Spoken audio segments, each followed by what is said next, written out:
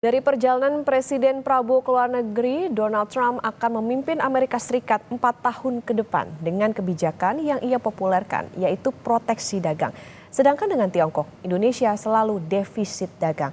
Peluang apa yang bisa diraih dan mitigasi resiko dagang seperti apa yang bisa dilakukan?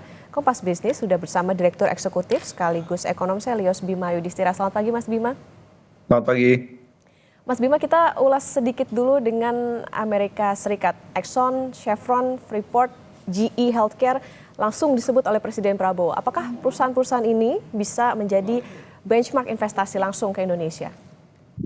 Jadi kalau melihat dari sisi industri migas dan juga sebagian tambang atau ekstraktif, memang sebagian besar Amerika Serikat sejak dulu ya, bahkan sejak pertama kali bekerja sama dengan era Orde Baru, itu memang berada di sektor-sektor yang terkait dengan tambang migas.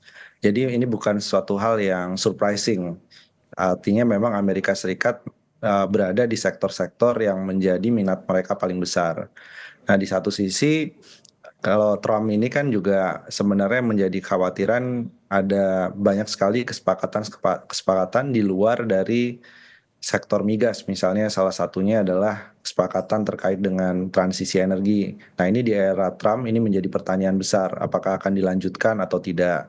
Kemudian juga kan Indonesia bukan hanya ada di sektor energi, tapi juga banyak sekali tawaran investasi yang harusnya bisa ditawarkan oleh Pak Prabowo dan rombongan di Amerika Serikat. Salah satunya adalah misalnya hilirisasi agar Indonesia bisa masuk pada rantai pasok kendaraan listrik, baterai, transisi energi yang ada di Amerika, tapi juga ada hilirisasi di sektor perikanan, hilirisasi di sektor pertanian, perkebunan. Ini beberapa sektor-sektor yang sebenarnya cukup champion, cukup bagus, tapi belum banyak ditawarkan, terutama ke mitra Amerika Serikat. Jadi kalau Amerika Serikat masih berkutat di sektor migas, ini mungkin bukan hal yang terlalu bagus sebenarnya buat Indonesia ke depannya. Oke, poinnya adalah tentu yang diharapkan justru sebetulnya industri-industri yang bisa mendukung hilirisasi di dalam negeri sebetulnya ya. Mas Bima, kalau dengan Tiongkok, Presiden juga mengajak sejumlah pengusaha, sebut Boy Thohir, Tommy Winata, Prayogo Pangestu, Franky Wijaya.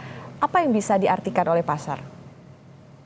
Ya, ini diartikan bahwa memang ada banyak sekali pelaku-pelaku usaha yang mungkin memiliki kedekatan ya secara politik, misalnya dengan Prabowo, dengan Hashim, dengan beberapa orang yang ada di sekitar Prabowo. Ini yang akan menjadi jembatan antara masuknya investasi maupun perdagangan dengan Tiongkok.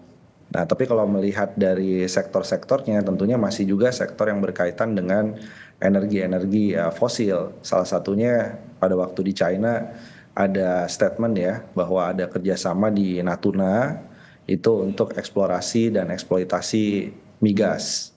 Dan di sisi yang lain juga ini sepertinya salah satu cara agar memastikan setiap kunjungan ke luar negeri harus diikuti dengan deal bisnis yang secara real bisa langsung direalisasikan. Terutama memang di era kekhawatiran adanya perang dagang antara Amerika dengan Tiongkok, ini banyak sekali deal ataupun peluang investasi yang harus segera diamankan sebelum Januari 2025 ke depan. Jadi diajaknya beberapa pelaku usaha ini menjadi salah satu sinyal bahwa Prabowo tidak hanya ingin agar ini menjadi kunjungan diplomatik biasa, tapi juga langsung mengamankan investasi. Ya, terutama memang ekonomi Tiongkok sendiri kan dalam beberapa tahun ke depan diproyeksikan akan mengalami pelambatan. Jadi kalau tidak dilakukan deal investasi secara cepat, khawatir momentumnya akan lewat gitu. Oke, artinya memang bisa menjadi jembatan ya sebetulnya dengan mengajak para pengusaha-pengusaha ini tentunya bisa membuka pasar ataupun peluang lebih besar lagi.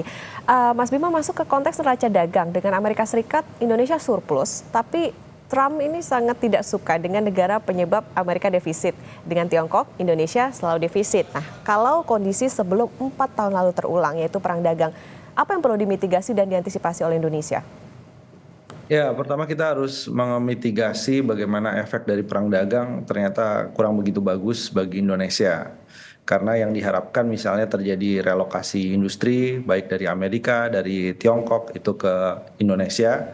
Ternyata yang dipilih justru Vietnam, Thailand, Harley Davidson pada saat itu juga banyak sekali melakukan relokasi pabriknya itu ke Thailand.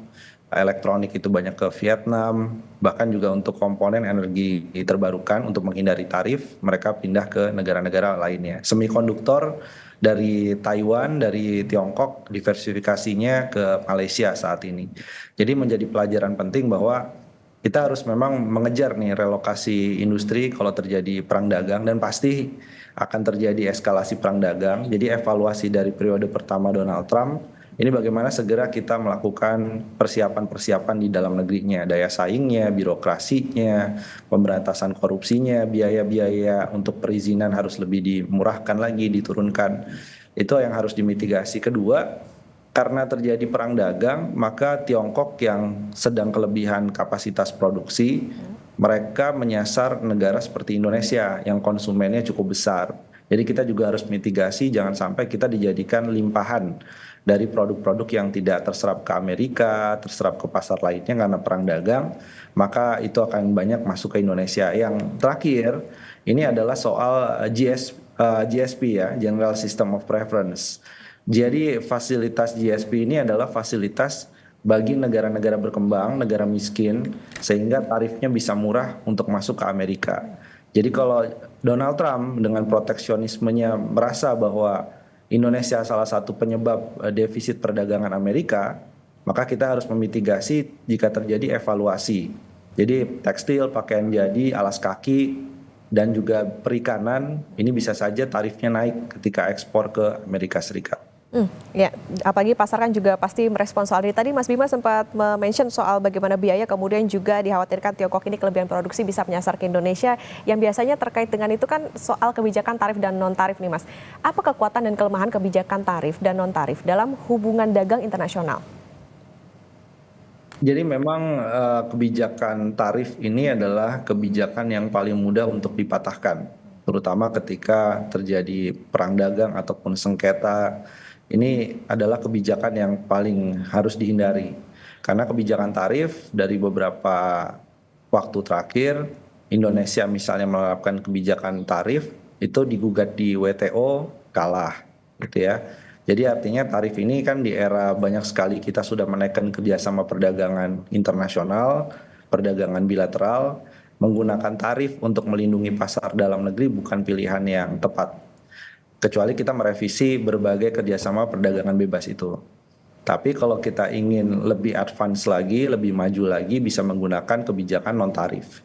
Jadi pada waktu ada kebijakan-kebijakan yang dianggap misalnya melonggarkan barang-barang dari luar masuk ke Indonesia, kita bisa lihat tuh sertifikasinya bagaimana, apakah hambatan-hambatan non-tarif seperti kualifikasi produk, SNI, kemudian BPOM, sertifikasi halal.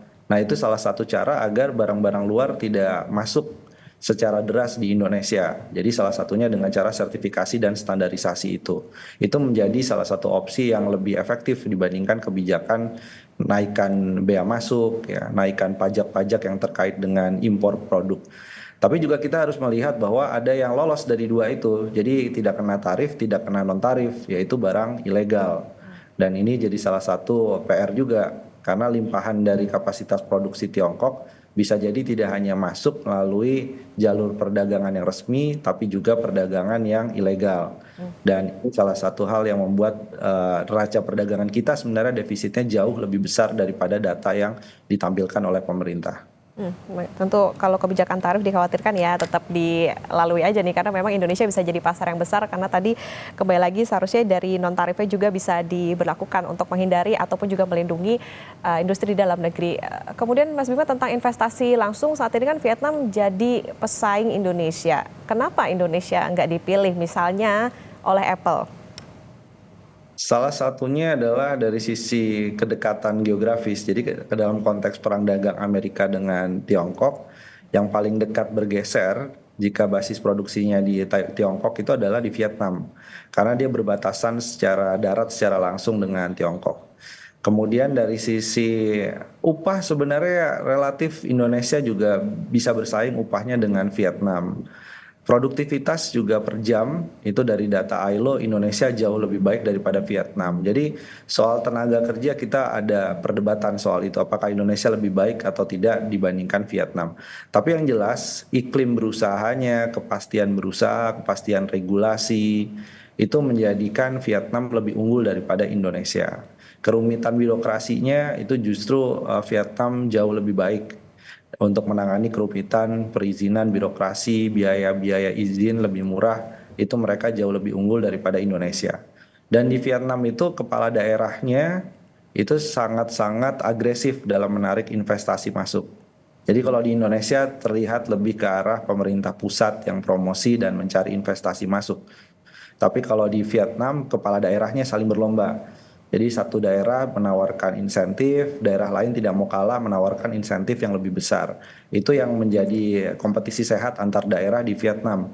Sehingga industri senang di sana karena kepala daerahnya cukup proaktif dalam menyediakan iklim investasi yang baik. Itu jadi catatan ya, ini bisa juga jadi cerminan untuk kepala-kepala daerah nih di Indonesia soal bagaimana menarik investor ataupun juga industri untuk bisa berinvestasi di daerahnya masing-masing. Tentu saja tadi yang jadi catatan adalah pertemuan ataupun juga kunjungan-kunjungan lawatan presiden ke berbagai negara ini tentunya diharapkan nanti bisa jadi antisipasi juga ya Mas ya terkait dengan kebijakan yang akan dilakukan oleh Presiden Trump setelah menang, termasuk juga soal perang dagang. Terima kasih Direktur Eksekutif sekaligus Ekonom Selyus Bima Yudhistira sudah bersama di Kompas Bisnis. Sehat selalu Mas Bima. Ya, terima kasih.